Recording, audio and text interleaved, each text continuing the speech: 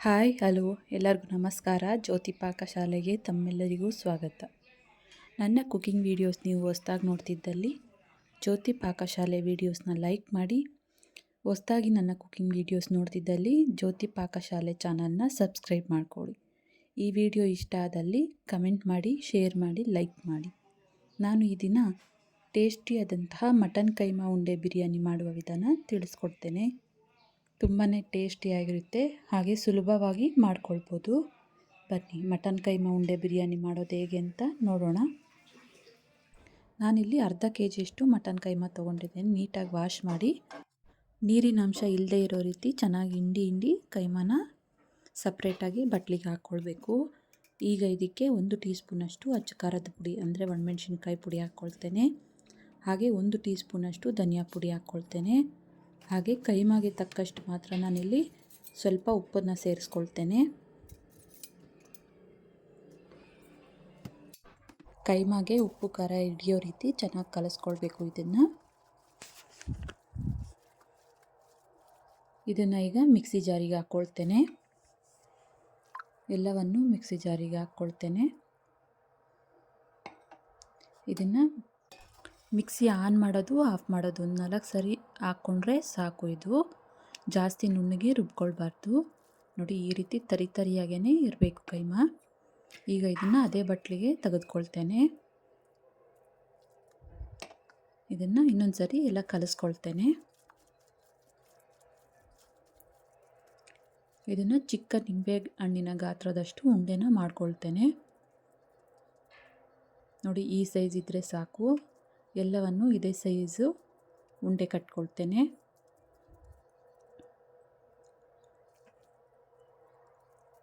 ನೋಡಿ, ಎಲ್ಲ ಕೈಮಾನು ಉಂಡೆ ಮಾಡ್ಕೊಂಡಿದ್ದಾಯಿತು. ಇದನ್ನು ಒಂದು 15ರಿಂದ 30 ನಿಮಿಷನಾದರೂ ಫ್ರಿಜ್ಜಲ್ಲಿ ಇಟ್ಕೊಂಡ್ರೆ ಉಂಡೆ ಒಡಿದಂಗಿರ್ತವೆ. ಇದನ್ನು ಫ್ರಿಜ್ಗೆ ಇಟ್ಕೊಳ್ತೇನೆ. ನಾನಿಲ್ಲಿ ಈ ಗ್ಲಾಸಲ್ಲಿ 1.5 ಗ್ಲಾಸಷ್ಟು ಸಣ್ಣ ಅಕ್ಕಿನ ತಗೊಂಡಿದ್ದೇನೆ. ಇದನ್ನು 2 ಸಾರಿ ವಾಶ್ ಮಾಡ್ಕೊಳ್ತೇನೆ. ನೋಡಿ, 2 ಸಾರಿ ವಾಶ್ ಮಾಡ್ಕೊಂಡಿದ್ದಾಯಿತು. ಇದಕ್ಕೆ ಸ್ವಲ್ಪ ನೀರು ಹಾಕಿ ಒಂದು ಅರ್ಧ ಗಂಟೆ ನೆನೆಸಿಕೊಳ್ತೇನೆ. ಅಕ್ಕಿನ ಅರ್ಧ ಗಂಟೆ ಆಗಲಿಲ್ಲ ಅಂದರೂ ಒಂದು 15 ನಿಮಿಷನಾದರೂ ನೆನೆಸಿಕೊಂಡ್ರೆ ಬಿರಿಯಾನಿ ತುಂಬಾ ಚೆನ್ನಾಗಾಗುತ್ತೆ. ನಾನಿಲ್ಲಿ ಗ್ಯಾಸ್ ಮೇಲೆ ಕುಕ್ಕರ್ ಇಕ್ಕಿ ಗ್ಯಾಸ್ ಹಚ್ಕೊಳ್ತೇನೆ. ಕುಕ್ಕರಿಗೆ 1 ಟೇಬಲ್ ಸ್ಪೂನಷ್ಟು ತುಪ್ಪನ ಹಾಕ್ಕೊಳ್ತೇನೆ. ಹಾಗೆ ಸ್ವಲ್ಪ ಎಣ್ಣೆನ ಹಾಕ್ಕೊಳ್ತೇನೆ.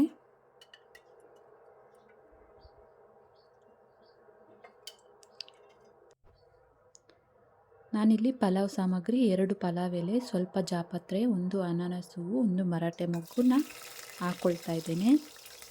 ಎಲ್ಲವನ್ನು ಹಾಕಿ 1-2 ಸೆಕೆಂಡ್ ಎಣ್ಣೆಯಲ್ಲಿ ಫ್ರೈ ಆದ ನಂತರ ಇದಕ್ಕೆ 2 ಈರುಳ್ಳಿ ಸಣ್ಣದಾಗಿ ಹೆಚ್ಚಿಕೊಂಡು ಹಾಕ್ಕೊಳ್ತೇನೆ. ಈರುಳ್ಳಿ ಸಾಫ್ಟ್ ಆಗೋ ತನಕ ಎಣ್ಣೆಯಲ್ಲಿ ಫ್ರೈ ಮಾಡ್ಕೊಳ್ಬೇಕು. ನೋಡಿ, ಈರುಳ್ಳಿ ಚೆನ್ನಾಗಿ ಸಾಫ್ಟ್ ಆಗಿದೆ. ಈಗ ಇದಕ್ಕೆ 1 ಹಿಡಿಯಷ್ಟು ಪುದೀನ ವಾಶ್ ಮಾಡಿ ಹಾಕ್ಕೊಳ್ತಾ ಇದ್ದೇನೆ. ಪೇಸ್ಟ್ ರುಬ್ಕೋಬೇಕು. ಮಿಕ್ಸಿ ಜಾರಿಗೆ ಒಂದು 12 ಹಸಿಮೆಣಸಿನ್ಕಾಯಿನ ಹಾಕ್ಕೊಳ್ತಾ ಇದ್ದೇನೆ. ನಿಮಗೆ ಖಾರಕ್ಕೆ ತಕ್ಕಂಗೆ ನೀವು ಹಸಿಮೆಣಸಿನ್ಕಾಯಿನ ಸೇರಿಸ್ಕೊಳ್ಬೋದು. 7 ತುಂಡು ಶುಂಠಿ, ಹಾಗೆ 2 ಗಡ್ಡೆಯಷ್ಟು ಬೆಳ್ಳುಳ್ಳಿ, ಸ್ವಲ್ಪ ಪುದೀನನ ಸೇರಿಸ್ಕೊಳ್ತೇನೆ ಇದಕ್ಕೆ. ನೋಡಿ, ಸ್ವಲ್ಪ ಪುದೀನ ಹಾಕ್ಕೊಂಡು ಇದನ್ನು ಸ್ವಲ್ಪ ನೀರನ್ನ ಸೇರಿಸ್ಕೊಂಡು ಇದನ್ನು ನುಣ್ಣಗೆ ರುಬ್ಕೊಳ್ತೇನೆ. ನೋಡಿ, ಈರುಳ್ಳಿ ಪುದೀನ ಎಲ್ಲ ಚೆನ್ನಾಗಿ ಫ್ರೈ ಆಗಿದೆ. ಈಗ ಇದಕ್ಕೆ ರುಬ್ಬಿರುವಂಥ ಹಸಿಮೆಣಸಿನ್ಕಾಯಿ, ಶುಂಠಿ, ಬೆಳ್ಳುಳ್ಳಿ ಪೇಸ್ಟ್ನ ಹಾಕ್ಕೊಳ್ತೇನೆ. ಶುಂಠಿ ಬೆಳ್ಳುಳ್ಳಿ ಪೇಸ್ಟ್ ಹಸಿ ವಾಸನೆ ಹೋಗೋ ತನಕ ಇದನ್ನು ಎಣ್ಣೆಯಲ್ಲಿ ಫ್ರೈ ಮಾಡ್ಕೊಳ್ಬೇಕು. ನೋಡಿ, ಎಲ್ಲ ಚೆನ್ನಾಗಿ ಫ್ರೈ ಆಗಿದ್ದಾವೆ. ಈಗ ಇದಕ್ಕೆ ಅರ್ಧ ಟೀ ಸ್ಪೂನಷ್ಟು ಅರಿಶಿನ ಹಾಕ್ಕೊಳ್ತೇನೆ. ಹಾಗೆ 1 ಟೀ ಸ್ಪೂನಷ್ಟು ಧನಿಯಾ ಪುಡಿನ ಹಾಕ್ಕೊಳ್ತೇನೆ. ಇದನ್ನು ಕಲಿಸ್ಕೊಳ್ಳೋಣ. 1-2 ನಿಮಿಷ ಇದನ್ನು ಫ್ರೈ ಮಾಡ್ಕೊಳ್ಳೋಣ. ಈಗ ಇದಕ್ಕೆ 1.5 ಗ್ಲಾಸ್ ಅಕ್ಕಿಗೆ ನಾನಿಲ್ಲಿ 3 ಗ್ಲಾಸ್ನಷ್ಟು ಬಿಸಿನೀರನ್ನ ಹಾಕ್ಕೊಳ್ತಾ ಇದ್ದೇನೆ. ಉಪ್ಪನ್ನು ಹಾಕ್ಕೊಳ್ತೇನೆ. ಕಲಿಸ್ಕೊಳ್ಳೋಣ. ಇದನ್ನು ಕುದಿಸ್ಕೊಳ್ತೇನೆ. ನೋಡಿ ಈ ರೀತಿ ಕುದಿಬೇಕಾದ್ರೆ ಕೈಮಾ ಉಂಡೆನ ಸೇರಿಸ್ಕೊಳ್ತೇನೆ.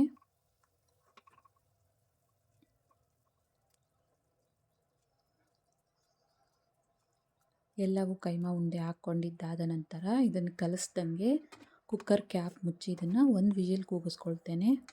ನೋಡಿ 1 ವಿಜಿಲ್ ಬಂತು. ಪ್ರೆಷರ್ ಎಲ್ಲ ಹೋದ್ಮೇಲೆ ಓಪನ್ ಮಾಡ್ತೇನೆ. ಈಗ ಮತ್ತೆ ಗ್ಯಾಸ್ ಹಚ್ಕೊಳ್ತೇನೆ.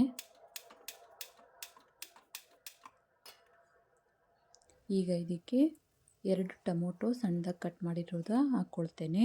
ಹಾಗೆ ಸ್ವಲ್ಪ ಕೊತ್ತಂಬರಿ ಸೊಪ್ಪನ್ನ ಹಾಕ್ಕೊಳ್ತೇನೆ.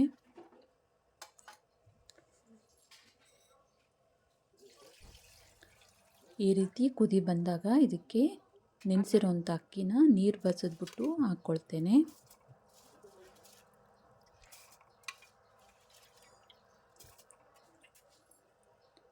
ಅಕ್ಕಿ ಹಾಕಿದ್ದಾಯಿತು, ಕಲಿಸ್ಕೊಳ್ತೇನೆ. ಇದನ್ನು ಕುದಿಸ್ಕೊಳ್ಬೇಕು. ಈ ರೀತಿ ಕುದಿಬೇಕಾದ್ರೆ ಒಂದು ಸರಿ ಕಲಿಸ್ಕೊಳ್ತೇನೆ.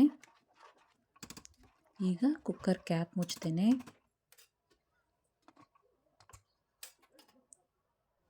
ಇದನ್ನು 1 ವಿಜಿಲ್ ಕೂಗಿಸ್ಕೊಳ್ತೇನೆ. 1 ವಿಜಿಲ್ ಬಂತು, ಗ್ಯಾಸ್ ಆಫ್ ಮಾಡ್ಕೊಳ್ತೇನೆ. ಪ್ರೆಷರ್ ಎಲ್ಲ ಹೋದ್ಮೇಲೆ ಕುಕ್ಕರ್ ಓಪನ್ ಮಾಡ್ತೇನೆ. ನೋಡಿ ಪ್ರೆಷರ್ ಎಲ್ಲ ಹೋಗಿದೆ. ಕುಕ್ಕರ್ ಓಪನ್ ಮಾಡ್ತೇನೆ. ನೋಡ್ಬೋದು ಕೈಮಾ ಉಂಡೆ ಬಿರಿಯಾನಿ ತುಂಬಾ ಚೆನ್ನಾಗಿ ಬಂದಿದೆ. ಇದನ್ನು ಪ್ಲೇಟ್ಗೆ ಸರ್ವ್ ಮಾಡ್ತೇನೆ. ನೋಡಿದ್ರಲ್ಲ, ಮಟನ್ ಕೈಮಾ ಉಂಡೆ ಬಿರಿಯಾನಿ ಈಸಿಯಾಗಿ ತುಂಬಾ ಟೇಸ್ಟಿಯಾಗಿ ಮನೆಯಲ್ಲೇ ಮಾಡ್ಕೊಳ್ಬೋದು. ಈ ರೆಸಿಪಿ ನಿಮಗೆ ಇಷ್ಟ ಆಗಿದೆ ಅಂದ್ಕೊಳ್ತೇನೆ. ಇಷ್ಟ ಆದಲ್ಲಿ ಈ ರೆಸಿಪಿ ವಿಡಿಯೋಗೊಂದು ಲೈಕ್ ಮಾಡಿ. ಯಾರೆಲ್ಲ ಸಬ್ಸ್ಕ್ರೈಬ್ ಮಾಡ್ಕೊಳ್ದೆ ವಿಡಿಯೋ ನೋಡ್ತಿದ್ದಲ್ಲಿ ಪ್ಲೀಸ್ ಸಬ್ಸ್ಕ್ರೈಬ್ ಮಾಡ್ಕೊಳ್ಳಿ. ಈ ವಿಡಿಯೋ ಹೇಗನ್ನಿಸ್ತು ಅಂತ ಕಮೆಂಟ್ ಮಾಡಿ, ಲೈಕ್ ಮಾಡಿ, ಶೇರ್ ಮಾಡಿ. ಧನ್ಯವಾದಗಳು.